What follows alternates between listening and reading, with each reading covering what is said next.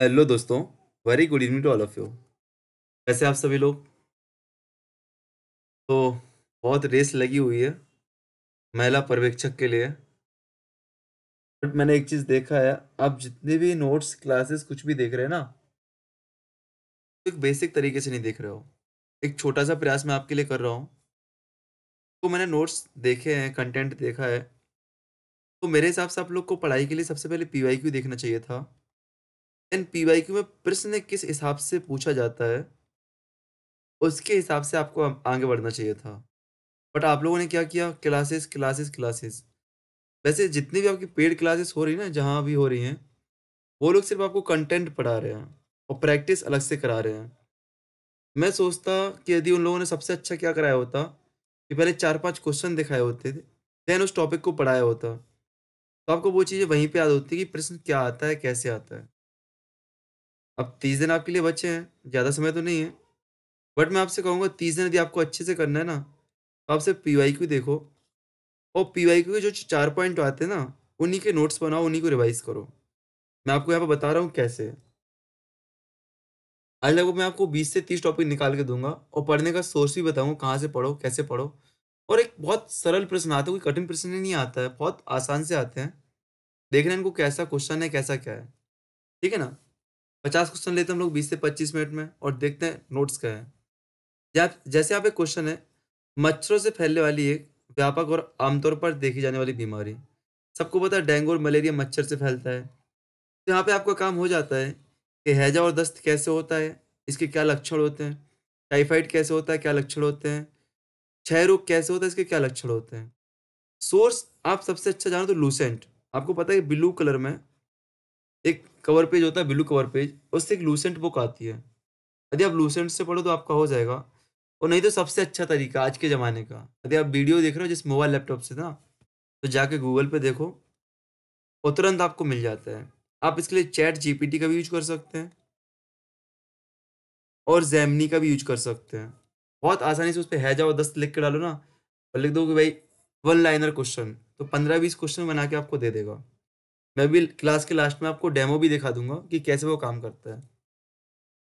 ICMR के अनुसार नवजात शिशुओं के लिए प्रतिदिन आवश्यक किलो कैलोरी या किलोग्राम भार।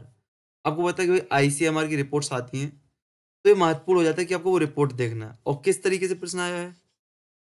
नवजात शिशुओं के लिए प्रतिदिन कैलोरी की आवश्यकता, मतलब कि आपको सारी कैलोरी, महिलाओं की कैलोरी कैसी होती है, बच्चों की कैसी होती है, बाल अवस्था में कितनी चाहिए, किशोर अवस्था में कितनी चाहिए, युवा अवस्था में कितनी कैलोरी चाहिए, वो सारी चीज़ें आपको पता होनी चाहिए। तो आप रिपोर्ट जाके देख सकते हो, आपको यूट्यूब पे मिल जाएगी, कई क्लासेस पढ़ाई गई हैं, ठीक है ना? तो 92 कैलोरी की नीड होती है यहाँ पे। मैं आपको क्या कर रहा हूँ, पीवाईक्यू के हिसाब से टॉपिक बता रहा हूँ।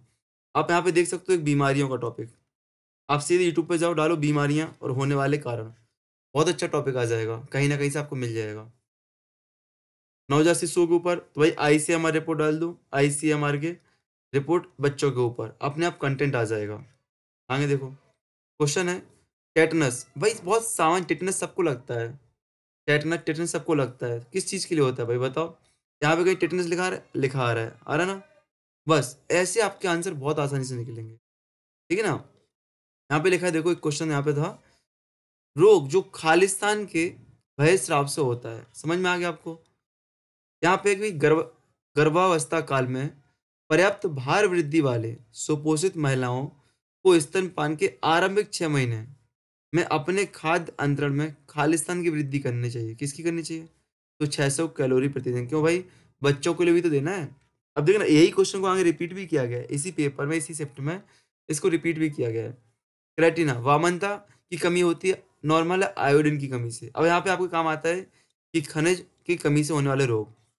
मैं बोलूँगा कि लूसेंट का एक चैप्टर है, पाचन तंत्र, उसको पढ़ लो। मानव संरचना उसको पढ़ लो, जो आपको बायोलॉजी के अंतर्गत आएगा। और होने वाले विभिन्न रोग पढ़ लो, विभिन्न रोग।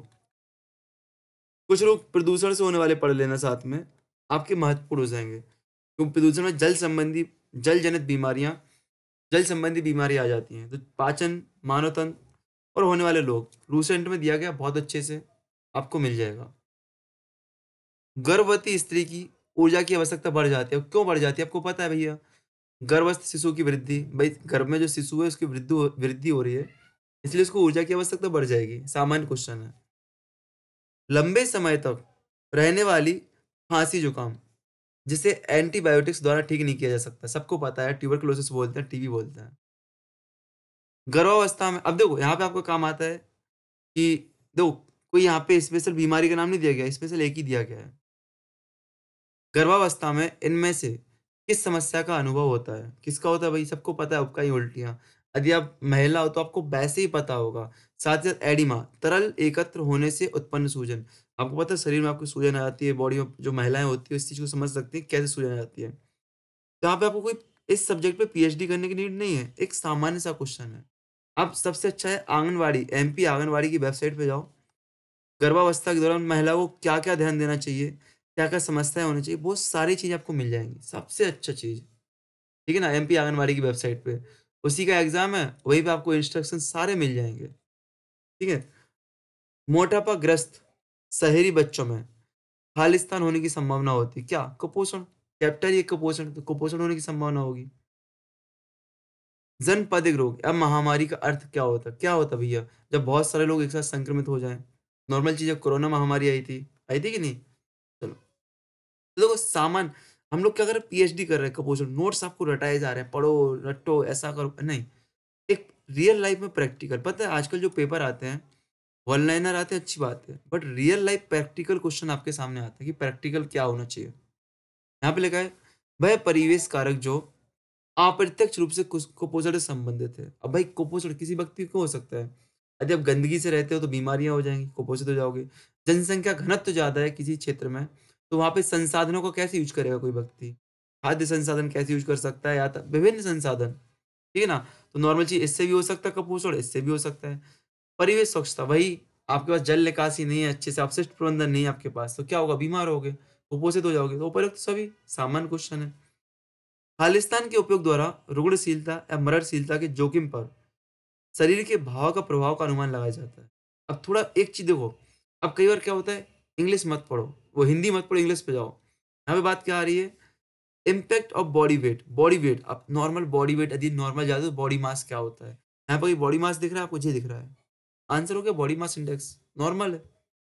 आगे देखो, वयस्कों की अस्थि मृदुता भाई, ऑस्टियो मलेशिया। अब देखो यहाँ पे आपको क्या करना है, हड्डियों से संबंधित जितने भी रोग हैं, जितने भी विटामिन से होते हैं, जो भी दिक्कत आती है आपको पता चल जाएगा।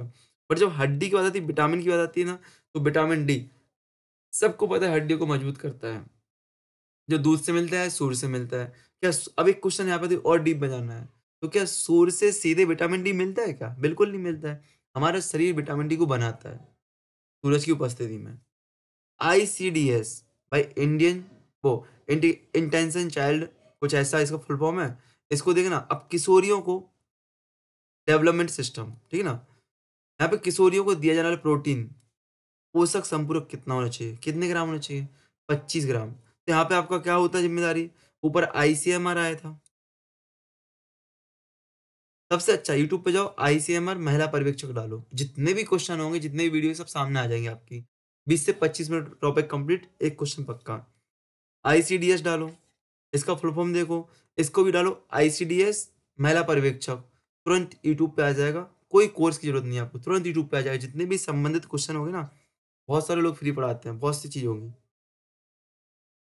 न्यूमोकोकल, न्यूमोकोकल एक बहुत अच्छा समझ में, न्यूमोकोकल निमोनिया से संबंधित है भाई। संक्रमणों में गंभीर रोग शामिल है जैसे कि निमोनिया। अब ऐसे ही पूछ सकता है, निमोनिया से क्या होता है? आपके लंग्स इन्फेक्टेड होते हैं। न्यूमोकोकल क्या इन्फेक्ट होता है? लंग्स इन्फेक्शन होता है, ठीक है ना? तो एक सीधा क्वेश्चन पूछ लिया। यहाँ पे आपको फेफड़ों से जोड़ के भी पूछ सकता है। डिप्थीरिया संक्रमण खालिस्तान के जीव विषनक प्रभेद द्वारा उत्पन्न होता है, डिप्थीरिया। अब यहाँ पे देखो, कई बार क्या होता है क्वेश्चन में दिखा रहता है, यदि हम लोग को ओवर कॉन्फिडेंस होता है तो लगता है भाई क्वेश्चन वाले ऐसा हो नहीं सकता। एक बार इसलिए बोलते हैं रीडिंग होना चाहिए आपके पास। सुनने से ज़्यादा मैं रीडिंग का इसलिए बोलता हूँ, कभी आपने इस लाइन को पढ़ा होता ना, तो इसका आंसर सीधा आपके मुँह पे था देखो। लिखा है डिप्थीरिया, सीधा लिखा है क्वेश्चन में, अलग से जाना नहीं है। हम लोग क्या होते हैं, ओवर कॉन्फिडेंस होता है, एग्ज़ाम हॉल में डल डर जाते हैं, हम लोग को लगता है कि एग्ज़ामिनर इतना सरल प्रश्न कैसे बनाएगा, ठीक है ना? एग्ज़ामिनर इतना सरल प्रश्न क्यों बनाएगा? कि उसी प्रश्न का आंसर उसी आंसर में दे दें, बराबर ना? हम लोग डर जाते हैं या ओवर कॉन्फिडेंस हो जाते हैं। तो एक बार रीडिंग करो, जब सुनते हैं ना, तो हमारे शब्द कन्फ्यूजन में रहते हैं। मैं बोलूँगा एक बार रीडिंग करो, ठीक है ना? क्या करो, उसको रीडिंग करो। इतनी जो आपको 16 क्वेश्चन इतने में करा दिए ना, इनको एक बार रीड करना और जैसे मैंने पॉइंट पकड़े हैं, ऐसे ही पॉइंट आप पकड़ना, ठीक है? चलो। साप्ताहिक आयरन फोलिक अम्ल संपूर्ण योजना एक समुदाय आधारित हस्तक्षेप है जो कि खालिस्तान को संबोधित करता है। भैया किसको? रक्त, अम्ल जी कहाँ गया? रक्त, फोलिक आयरन, आयरन, एनीमिया, रक्त जी आ गया, तुरंत आ गया रक्त। आयरन जब भी आता है लाल होता है, रक्त होता है, ब्लड होता है, रक्त आ गया, एनीमिया लो। सीधा सा आंसर, कोई परेशानी वाली बात है ही नहीं। किस समूह में अल्प पोषण की संभावना ज्यादा होती है? किस समूह में होगी ये? 0 से 6 वर्ष, किशोरियों, गर्भवती, अब दो सभी यहाँ पे, इसमें भी हो सकती है, किशोरियों में भी हो सकती है, गर्भवती व स्तनपान करा रही स्त्रियों में भी हो सकती है। अल्प पोषण, बात कुपोषण की नहीं, अल्प पोषण की बात आई है। मतलब कि आपको जितना पोषण चाहिए उससे थोड़ा कम, ठीक है ना? सामान्य, पीएचडी मत करो, कॉन्सेप्ट समझो, लैंग्वेज समझो, सॉल्व करो। जननी सुरक्षा योजना खालिस्तान को सुगम, अब किसको? अब तो घर में प्रसव बिल्कुल नहीं, एम्बुलेंस में, पागल हो क्या? अस्पताल में सुरक्षित प्रसव, ये भी हो सकता है। केवल सी से, अब जो थोड़ा ऐसा क्वेश्चन घुमाने के लिए होता है, तो केवल एक आंसर, अस्पताल में सुरक्षित प्रसव। अब आपका काम क्या हो जाता है भैया? जननी सुरक्षा योजना डालो गूगल पे, इसके बारे में पढ़ो। या आप इतना भी समझो कि मातृत्व संबंधी जितनी भी योजना है उनको पढ़ लो, ठीक है ना? सबसे अच्छा तरीका पता है क्या करना? लोग 4 से 5 घंटे देना, जितनी भी योजनाएँ हैं, सर्च करना यूट्यूब पे योजनाएँ, महिला पर्यवेक्षक या महिला एवं बाल विकास। क्या लिखना? योजनाएँ, महिला एवं बाल विकास। 4-5 वीडियो आ जाएँगी। जो वीडियो सबसे बड़ी दिख रही होगी ना, उन 2 वीडियो को देख लेना बस। नंबर 1 काम। दूसरा काम क्या करना? दूसरा काम करना, एमपीपीएससी डालना और एमपी संबंधित योजनाएँ। बस। एक काम बहुत जल्दी कर ले, एक काम बहुत ज़रूरी कर लेना, एमपीपीएससी और उससे संबंधित योजनाएँ, ठीक है ना? यूट्यूब पर डालना, आपकी क्लासेस आ जाएँगी। 1 घंटे की या 1.5 घंटे की क्लास होगी मैक्सिमम। 1-2 घंटे की, तो योजनाएँ आपकी 1-2 घंटे में पूरी कवर हो जाएँगी और क्या करना? सिर्फ़ नोट्स बनाना। सुबह-शाम उठते-बैठते रटते रहना। सार्स का पूरा नाम क्या है? सार्स। अब कोविड वाला सार्स मत समझना यहाँ पे, कि सार्स कोविड हो गया, ठीक है ना? तो यहाँ पे क्या है इसका पूरा नाम देखो, सिंड्रोम, लास्ट में सिंड्रोम आना चाहिए, सिंड्रोम तीनों में है। तो सीवियर एक्यूट रेस्पिरेटरी सिंड्रोम, जी, रेस्पिरेटरी मतलब श्वसन संबंधी बीमारी है। सार्स, कोविड कोविड सार्स आया था ना? सार्स वही कोविड वाला सार्स है भाई, कोई अलग से सार्स नहीं है। मतलब देखो कोविड 2019 में आया था, 21 में आया था, 20 में आया था, उसके पहले का क्वेश्चन सार्स, ठीक है ना? सर्वर एक्यूट रेस्पिरेटरी सिंड्रोम, गंभीर तीक्ष्ण श्वसन संबंधी संलक्षण। मैं थोड़ा जल्दी बोल रहा हूँ क्यों? कम समय में ज़्यादा चीज़ आपको दे दूँ और यहाँ पे कोई चीज़ नहीं दे रहा हूँ मैं आपको, बस बता रहा हूँ पढ़ने का तरीका क्या रखो, ठीक है ना? यहाँ पे लगभग 1049 पेज की पीडीएफ है। डेली 30 दिन आपके पास हैं, 25 से 30 50 क्वेश्चन हम लोग सॉल्व करते हैं आपके लिए और कुछ टॉपिक आपको निकाल के दे रहे हैं, कुछ तरीका कि इन टॉपिक्स को यहाँ से पढ़ लेना। 99% आपको बहुत कॉन्फिडेंस आपके अंदर आ जाएगा। मैं निकलने की बात नहीं कर रहा हूँ, निकलेगा तभी तो आप ईमानदारी से रिवाइज़ करोगे उन टॉपिक्स को। देखिए कॉन्फिडेंस आपके अंदर बिल्ड हो जाएगा। आज प्रैक्टिकल करके देखना, 3-4 घंटे दे के देखना, जो ऊपर मैंने बताया कि यहाँ से ये पढ़ना, वहाँ से वो पढ़ना, उसको करके देखना, कॉन्फिडेंस आता है कि नहीं आता है। गर्भावस्था के दौरान गर्भस्थ शिशु को गर्भवती माता से खालिस्तान के माध्यम से पोषक तत्व एवं ऑक्सीजन मिलते हैं। कहाँ से मिलते हैं भैया? तो गर्भनाल से मिलते हैं। आपको पता है गर्भनाल से मिलते होंगे। भाई कटती है ना प्लेसेंटा बाद में, ठीक है ना? चलो, अंडाशय से नहीं मिलते हैं, स्पर्म से नहीं मिलते हैं, इससे बनते हैं बच्चे, ठीक है ना?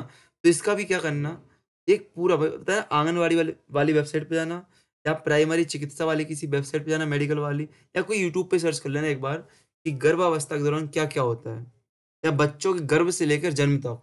एक कोई वीडियो देख लेना, सब कुछ पता चल जाएगा एक ही वीडियो में। कोई अलग से परेशान मत होना। भारत में गर्भावस्था के दौरान संभावित भार कितना है? अब एक चीज़ और जब रिपोर्ट देखना कि भारत में कौन-कौन सी रिपोर्ट आई है गर्भावस्था से संबंधित। नॉर्मल कौन-सा है? गर्भावस्था के दौरान संभावित भार कौन-सा है? 11 से 13 किलो की वृद्धि होती है, ठीक है ना? चलो, सॉरी। अपूर्ण प्रोटीन का एग्ज़ाम्पल क्या है भैया? अपूर्ण प्रोटीन, प्रोटीन मतलब जहाँ से प्रोटीन पूरा नहीं मिले, जेन, ठीक है ना? चलो, स्तनपान में अवपातन, स्तनपान में अवपातन या तनुकरण, लेट डाउन, प्रतिवर्त के लिए उत्तरदायी हार्मोन। अब भाई देखो लेट डाउन क्या होता है, स्तनपान क्या होता है, नहीं आ रहा समझ में। मतलब अवपातन क्या होता है, तनुकरण नहीं आ रहा समझ में। बट आपको इतना समझ में स्तनपान आ गया, यहाँ पे क्या आ गया? स्तनपान, ब्रेस्ट फीडिंग आ गया। अब इतना समझ तो भाई ऑक्सीटोसिन है, ऑक्सीटोसिन, इंसुलिन शुगर के लिए होता है, ये दोनों चीज़ अलग चीज़ होती है आपकी, ठीक है ना? तो एक नॉर्मल सा क्वेश्चन था, आसानी से बन सकता है ऑक्सीटोसिन, ठीक है ना?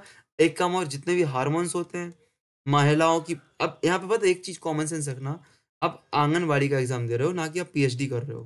तो आंगनवाड़ी किससे संबंधित होती है? यदि आपने आंगनवाड़ी के इतने दिन से आप पढ़ रहे हो, तो आपको पता होगा बच्चों से, किशोरियों से और महिलाओं से, ठीक है? और ख़ास तौर से किशोरियों में कौन-सी किशोरियाँ? जिनका अभी शुरुआती माहवारी वर्ष है, उनसे संबंधित। महिलाएँ कौन-सी? जो विशेषकर गर्भवती हैं। बच्चे जिनका जन्म हुआ है, विशेषकर जिनका जन्म हुआ है, जन्म से लेके 5 से 6 साल तक, 0 से 6 साल तक के बच्चे। इनसे संबंधित जितना भी आपको सिस्टम आता हो, चाहे हार्मोन्स का हो, चाहे योजनाओं का हो, चाहे कुछ भी हो, बिल्कुल मत छोड़ना। एक बोलते हैं स्मार्ट स्टडी, इसको बोलते हैं स्मार्ट स्टडी, ठीक है? आगे, प्रोटीन की कमी से होने वाले एक पोषण संबंधी विकार। दूसरा बच्चा होने पर पहले बच्चे को होने वाला रोग, मतलब दूसरा बच्चा हो गया आपको, तो उसके इफ़ेक्ट से पहले बच्चे को कौन-सा रोग हो रहा है? तो कौन-सा हो रहा है? ये क्वार्टर-सिकोर कुछ नाम से है, इसको पढ़ना। मतलब तो वही पोषण संबंधी बात आ रही है। सबसे अच्छा लूसेंट का टॉपिक है, 5-6 पेज का है, मैं पीडीएफ बना के ही डाल दूँगा आज आपको, ठीक है? ब्लीडिंग डिसीज़, रक्तस्राव रोग, खालिस्तान की कमी के कारण होता है। अब बताओ, विटामिन के कितना असर होगा विटामिन के, है कि नहीं? चलो, hepatitis C virus, hepatitis C विषाणु इनमें से किस समूह से संबंधित है? तो पता है भाई आपको, फ्लैवी वायरस से संबंधित है। किससे? फ्लैवी वायरस। नॉर्मल है, हेपेटाइटिस के जितने भी टाइप होते हैं, जो भी विषाणु होते हैं, जो भी कीटाणु होते हैं, वो देख लेना। अब यहाँ पे एक चीज़ देखो, आपको स्मार्ट वर्क क्या करना होता है। हम लोग पढ़ तो लेते हैं भैया कि हमें मलेरिया मच्छर से होता है, इनसे होता है, बिन से होता है, डेंगू मच्छर से होता है, टाइफाइड पानी से होता है, ठीक है ना? पढ़ लेते हैं। बट पढ़ते समय विशेष ध्यान देना कि कौन सी चीज़ वायरस से हो रही है, ठीक है ना? कौन सी विषाणु से हो रही है, कौन सी फीता कृमि से हो रही है आपको। अब फीता कृमि क्या होता है, पढ़ोगे आपको समझ में आ जाएगा, ये रट लेना। कौन सी फीता कृमि से हो रही है, ठीक है ना? कौन सी जल जनित है, अब जल में भी कोई खनिज संबंधित है, कोई लवण संबंधित है।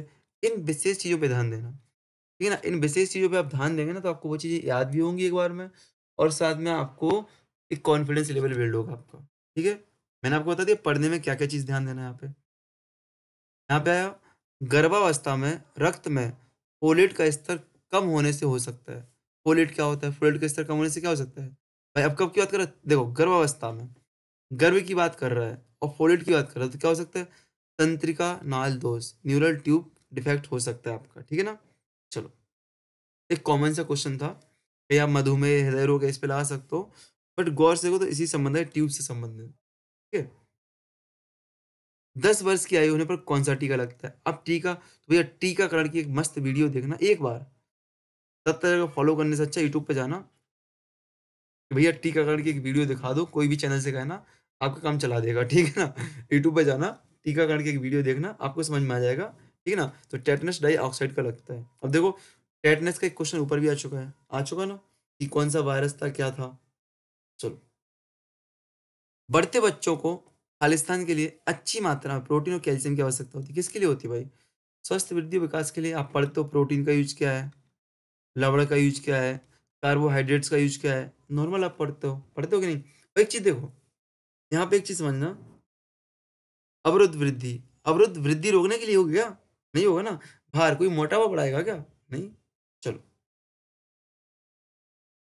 इनमें से प्रोटीन से संबंधित पादप स्रोतों में से एक है, मतलब किससे सबसे ज़्यादा प्रोटीन मिलता है? अब यहाँ पे एक चीज़ ध्यान देना आपको, प्रोटीन मिलता है माँस से भी मिलता है और पादप चीज़ों से, जो हमारे सब्जियाँ होती हैं उनसे मिलता है। तो किससे? फल होते हैं, सब्जियाँ होती हैं, जो आपके तिलहन होते हैं उनसे मिलता है। सबसे ज़्यादा किससे? सोयाबीन से, लगभग 66% सबको पता होगा।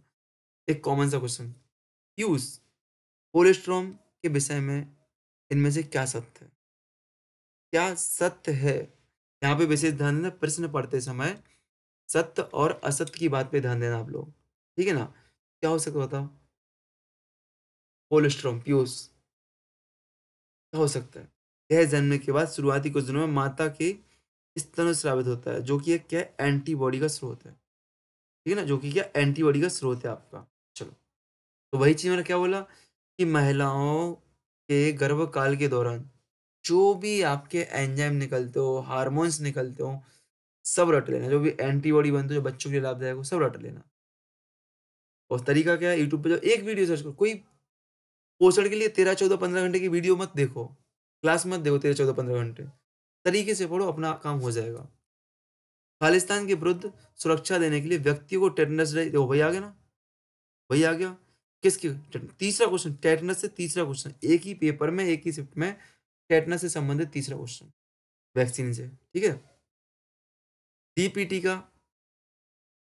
लोकप्रिय नाम क्या है? अब डीपीटी 3 प्रकार की वैक्सीन को लगा, ट्रिपल इंजन होगा ना, नॉर्मल ही है, ट्रिपल एंटीजन। ठीक है? इसको ट्रिपल इंजन भी बोलते हैं हम लोग, ट्रिपल एंटीजन हो जाएगा। उच्च खालिस्तान के साथ हृदय रोगों का प्रबल संबंध पता चलता है। उच्च खालिस्तान के साथ हृदय रोगों का प्रबल संबंध पता चलता है। भाई उच्च हृदय रोग, भाई हार्ट अटैक आ रहा है, किससे आ रहा है? हमारा कोलेस्ट्रॉल बढ़ जाएगा, वसा बढ़ जाएगी। नॉर्मल क्वेश्चन है। बोलते हैं ना तेल मत खाओ, डालडा मत खाओ, इसीलिए तो बोलते हैं। राष्ट्रीय आयोडीन न्यूनता विकार नियंत्रण कार्यक्रम का मुख्य, अब देखो सबसे अच्छा क्वेश्चन, राष्ट्रीय आयोडीन न्यूनता विकार नियंत्रण। अब देखो भाई, आपको आयोडीन खिलाया जा रहा है, ठीक है ना? अब कोई आयोडीन क्यों खिलाएगा आपको? तो यहाँ पे क्या रहेगा? स्वस्थ शिक्षा और आयोडीन युक्त नमक की महत्ता का प्रचार करने के लिए। बिल्कुल सही बात है, नॉर्मली। ठीक है ना? और कार्यक्रम का उद्देश्य पूछ रहे हो, कार्यक्रम क्यों होते हैं? इसलिए होते हैं जागरूकता के लिए। ठीक है ना? भाई बन कैसे रहा है? उसकी प्रयोगशाला निगरानी के लिए। वही आपको आम नमक के स्थान पर आयोडीन युक्त नमक की पूर्ति करने के लिए। तीनों तीन चाहिए भाई, उपयुक्त सभी। विटामिन ए की कमी के कारण नेत्र श्लेष्मा की सतह पर बने गंदे सफेद झागदार उभरे हुए धब्बे होते हैं। क्या होगा भैया? बताओ। अब यहाँ पे आप लोग गलती कर सकते हो, यदि इसने नहीं पढ़ा होगा कभी, तो श्वेत को समझकर श्वेत लगा सकते हो। नहीं, इसको बोलते हैं बिटोड चिट्टे। ये ध्यान, यहाँ पे कुछ फंस सकते हो। इसलिए विटामिन की कमी से होने वाले रोग और क्या उनका नाम है, वो चीज एक बार देख लेना। ये ना, वो चीज एक बार आप देखना, आगे देखो। प्रातःकालीन उपकाई मॉर्निंग सिकनेस गर्भावस्था की पहली तिमाही के दौरान। अब देखो, उपकाई शब्द को पहले हम पढ़ चुके हैं ना, आई थिंक इसी पेपर में आया था, ऊपर ही आया था कि नहीं? ठीक है ना? तो morning sickness in term use for गर्भावस्था की पहली तिमाही के दौरान होने वाली या ले के लिए प्रयुक्त किया। अब ये देखो, प्रातःकालीन उपकाई, जो क्वेश्चन दिया वही आंसर है। कोई ओवर कॉन्फिडेंस नहीं, आप खुद समझाओ। आपको उबासी आ रही है या गला वो भूख के लिए थोड़ी ना आएगी भाई, गैस के लिए, बेचने के लिए। भाई उपकाई तो उपकाई के लिए होगा ना, जो दिया गया वही आंसर। कई बार क्या होता है, आप नहीं आ रहा आंसर ना, तो इंग्लिश और हिंदी दोनों पढ़ो, आपको आंसर ऑटोमेटिक मिल जाएगा। इस बात का विशेष ध्यान देना। एडीएन के वह क्या है जो वसा में घुलनशील है? जैसे विटामिन ए डी ई के मतलब, सॉरी, वह क्या है जो वसा में घुलनशील है? जैसे कि विटामिन ए डी ई के का अवशोषण बढ़ता है, जिससे क्या होता है? जिससे विटामिन ए डी ई के का अवशोषण बढ़ता है। क्या हो सकता है? वसा। क्वेश्चन भाई क्या है? क्वेश्चन ही देखो, वह क्या है जो वसा में घुलनशील है? क्वेश्चन में ही आंसर दिया गया है। कुछ बार तो ये लोग मिस टाइपिंग करते हैं भाई। ठीक है? इनमें से कौन सा डाइसैकेराइड है? अब जी आपको यहाँ पे सैकेराइड, डाइसैकेराइड, मोनोसैकेराइड, ये चीज़ आपको पढ़ना होता है। तो बहुत अच्छे से कार्बोहाइड्रेट के बारे में 4-5 लाइनें पढ़नी होती हैं, अच्छे से पढ़ लेना। एक क्वेश्चन पक्का इससे आता ही है आपका, किसी ना किसी चैप्टर में एक क्वेश्चन फँस जाता है। ठीक है? शहरी और ग्रामीण जनसंख्या में असंचरणशील रोगों का मुख्य जोखिम कारक है। क्या भई? अब देखो, शहरी और ग्रामीण संख्या असंचरणशील, नॉन कम्युनिकेबल डिसीज़ कैसे फैलती है बताओ? कैसे फैलेंगी? अब नॉन मतलब नॉन कम्युनिकेबल कौन-सी? जो छूने से फैलती हो, ठीक है ना? मतलब जो नॉन कम्युनिकेबल डिसीज़ वो होती हैं, या कम्युनिकेबल डिसीज़ कौन-सी होती हैं? यदि आप कम्युनिकेबल डिसीज़ समझ जाओ तो कौन-सी होती है? फैलने वाली।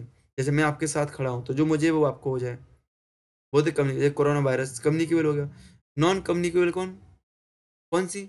जो अपने आप होती है, ऑटोमैटिक होती है। कैसे? अल्कोहल का यूज़ करोगे आपको हो जाएगी, गंदा खाना खाओगे आपको हो जाएगी, तम्बाकू यूज़ करोगे आपको हो जाएगी, मतलब उपरोक्त सभी। मैंने एक चीज़ और देखी है, अभी उपर्युक्त सभी वाले 5 क्वेश्चन आ चुके, जिसमें 4 क्वेश्चन ऐसे थे, जिनका आंसर क्या था? उपर्युक्त सभी। यदि आप पे नहीं बन रहा है ना कोई क्वेश्चन, उसमें उपर्युक्त सभी दिया गया है, आप मैंने क्या बोला, यदि कोई क्वेश्चन आप पे नहीं बन रहा है और उसमें उपर्युक्त सभी दिया गया है, तो आप क्या कर सकते हो, उपर्युक्त सभी उसमें दे देना ठोक सकते हो। ठीक है ना? हमारे देश में रक्त अल्पता, तो एनीमिया ऊपर भी आ चुका है, एनीमिया नीचे भी आ चुका है। अब बताओ 5 क्लास देखने से अच्छा कि एनीमिया से संबंधित कोई क्लास देख लो। भाई क्या आयरन की कमी, कहाँ गया आयरन? ये आयोडीन में मत घुसना, आयरन की कमी से, रक्त अल्पता आयरन की कमी से। ऊपर देखा था ना कि नहीं? इसी क्वेश्चन पेपर में क्वेश्चन रिपीट हो रहा है।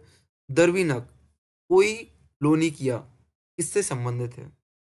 अब भाई कोई लोनिकिया किससे संबंधित है? Iron deficiency anaemia. एक चीज और सुन लो आप लोग, एक मजेदार चीज बता रहा हूँ। आपको पता है आयरन की गोली बचपन से हमें दी जाती है, स्कूलों में दी जाती है कि नहीं? यदि कोई आंसर है क्वेश्चन आयरन से संबंधित है ना, उसका आंसर आयरन ही निकलेगा। ये अभी पूरे मैंने पूरा ये 1049 पेज की पीडीएफ, इसमें पूरा एक ही चीज एनालिसिस की है मैंने इस चीज का। 4-5 दिन से वही चीजें देख रहा हूँ आपको बताने के लिए कि थोड़ा आपके लिए अलग कंटेंट कैसे दें। 30 दिन आप तैयारी कैसे कर सकते हो, आप क्या फॉलो करोगे 30 दिन आप मजे ले जाओ, है कि नहीं? कई लोग को लग रहा है कोई एक एक साल से पढ़ रहा है, अरे पढ़ने दो भाई, स्मार्ट वर्क करो। पता है आजकल एग्जाम हार्ड वर्क के नहीं रह गए, स्मार्ट वर्क के रह गए। और स्मार्ट वर्क वही है जो मैं आपको बता रहा हूँ, जो आप स्वयं से करोगे, ना कि किसी और पर डिपेंड होगे। 0.4 से 0.6 ग्राम, 0.4 से 0.6 ग्राम शरीर भार में कम प्रोटीन के अंतर्कण को क्या कहते हैं? निम्न प्रोटीन अंतर्कण नॉर्मल है। अब देखो ये बीमारी का नाम ऊपर आ ही चुका है, किसी और वजह से होती है, किसी और वजह से हो रही थी ना, ये चीज किसी और वजह से थी। ठीक है चलो, ये कौन सी थी? बच्चों वाली मुद्दा था, ठीक है बच्चों वाला मुद्दा था। ठीक है आगे देखो, एमिनो एसिड शरीर जिनमें अमीनो अम्ल का संश्लेषण नहीं हो सकता है, उन्हें क्या कह सकते हैं? अब जी यहाँ पे फंसाने वाला है, आपको आ जाएगा भाई संश्लेषण नहीं हो रहा तो भाई और कुछ होगा। ठीक है ना? तो क्या है वो? Amino acid. ठीक है ना? चलो, सॉरी, आवश्यक अमीनो अम्ल। कंकालीय फ्लोरोसिस, अब फ्लोरोसिस हड्डियों से संबंधित, भाई देख लो फ्लोरोसिस क्यों हो सकता है? हड्डियां गलना फ्लोरीन के अत्यधिक उपयोग से। अल्प पोषित गर्भवती माता, मतलब मैंने केवल हड्डियों से संबंधित जितने भी रोग हैं पढ़ लेना एक बार, हड्डी ढांचा, कंकाल तंत्र से संबंधित जितने भी रोग हैं एक बार पढ़ लेना। अल्प पोषित गर्भवती माताएं खालिस्तान शिशुओं को जन्म दे सकती हैं। किसको दे सकती हैं? एक सामान्य सा क्वेश्चन है। संदूषित खालिस्तान के कारण होता है, क्या होता है भैया? जल। संदूषित जल के कारण क्या होता है? हैजा होता है, आपको हैजा। ठीक है ना? एक नॉर्मल सा क्वेश्चन है। जब व्यक्ति को खालिस्तान होता है तब मुखीय पुनर्जलीकरण चिकित्सा, ओरल डिहाइड्रेशन थेरेपी दी जाती है। सब लोग लेते हैं भाई, सब लोग। निर्जलीकरण, ये सब लोग। जब आपके अंदर पानी की कमी होती है आप लोग क्या लेते हो? ओरल लेते हो, ओरल, सॉरी ओआरएस घोल लेते हो, लेते ना। ये ओआरएस घोल का फुल फॉर्म समझ लो कि ये थेरेपी वो है। ठीक है? यहाँ पे लास्ट क्वेश्चन, आयोडीन युक्त नमक में आयोडीन की मात्रा का, फिर आयोडीन देखो, घुस के आयोडीन आ रहा है, तो किससे नापेंगे? आयोडीन। ठीक है ना? आयोडोमितीय अनुमापन। फिर यहाँ पे घर में ओआरएस, तो ओआरएस एक सामान्य क्वेश्चन, मतलब आप ये समझो कि आपको आंगनवाड़ी संभालनी या प्राइमरी क्लास के बच्चों को पढ़ाना है, बस नॉर्मल चीज है। और मैं सिर्फ पोषण वाले जो आपके देखो, आपका पेपर जो है ना आपके 5 पार्ट में बटा हुआ, 4 पार्ट में बटा हुआ है कि नहीं? ये पार्ट 1 हो गया, कल पार्ट 2, परसों पार्ट 3, परसों पार्ट 4 देखेंगे। यहाँ से लगभग 30 टॉपिक आपको मिल चुके हैं, पढ़ने का तरीका मिल चुका, क्या क्या आपको पढ़ना, 30 नहीं है 10 से 12 टॉपिक है, 10 से 12 टॉपिक मिल चुके हैं। यदि आपको नहीं आया तो पूरी एक पेन कॉपी लेके बैठो और एक बार फिर से क्लास देखो, जो जो टॉपिक मैंने बताए हैं उन टॉपिक को कवर करो, उन सोर्स को कवर करो।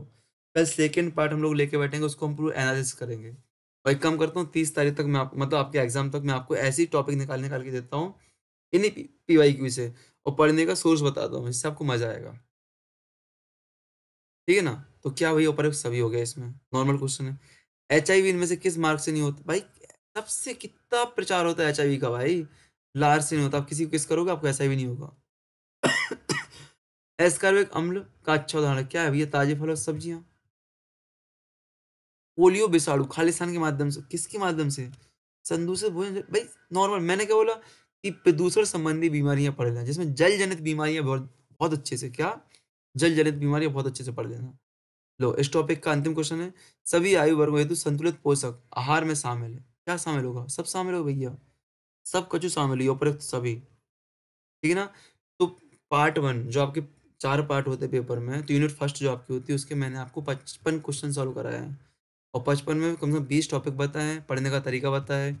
मुझे नहीं लगता कि ऐसे कभी आपने पीवाईक्यू सॉल्व किए होंगे, ऐसे कभी पढ़ा होगा। मैं थोड़ा जल्दी बोलता हूँ, स्पीड में बोलता हूँ, क्यों? कम समय में ज़्यादा देने के लिए। तो यहाँ पे आपको पढ़ा नहीं रहा हूँ, सिर्फ़ पढ़ने का तरीका बता रहा हूँ मैं, ठीक है ना? तो 20 से 25 मिनट, 30 मिनट आज लग गया है, आज कुछ ज़्यादा समय लग गया है। जो आपसे बातें की, आपको तरीका बताया, कल से इतना समय नहीं लगेगा आपको और ये आपको डेली शाम को लेक्चर 8 बजे आपको यूट्यूब चैनल पे मिलेगा। इसी पे जहाँ से आपको लिंक मिली ना, डेली 8 बजे। आज तो आपको टाइम लग गया था, कल से आपको डेली 8 या 9 बजे, शाम को 9 बजे डेली आपको मिल जाया करेगा, ठीक है ना? आप लोग देख लिया करिएगा, शाम को 9 बजे डेली आपको ग्रुप में लिंक दे दी जाएगी किसी महिला बाल विकास जो आप जुड़े हो। एन्जॉय करो, हो सकता है आपको पसंद आए तो एक बार फीडबैक देना और आपको लग रहा है कि इस तरीके से आप आगे बढ़ सकते हो, मोरल आपका बढ़ रहा है, मोटिवेशन आपको मिल रहा है, एक फीडबैक ज़रूर देना। यदि आपको लगता है ज़्यादा स्पीड बोल रहा हूँ, कल से कम स्पीड में बोलूँगा, ठीक है ना? बट मैं यहाँ पे आपको याद नहीं करा रहा हूँ कुछ, तो स्पीड चलेगी। मैं आपको सिर्फ बता रहा हूँ कि ऐसे क्वेश्चन आते हैं, ऐसे इसको सॉल्व करना है और कहाँ से क्या पढ़ना है, वो मैं आपको बता रहा हूँ, ठीक है? चलो तो बेस्ट ऑफ लक। जय हिंद, जय भारत।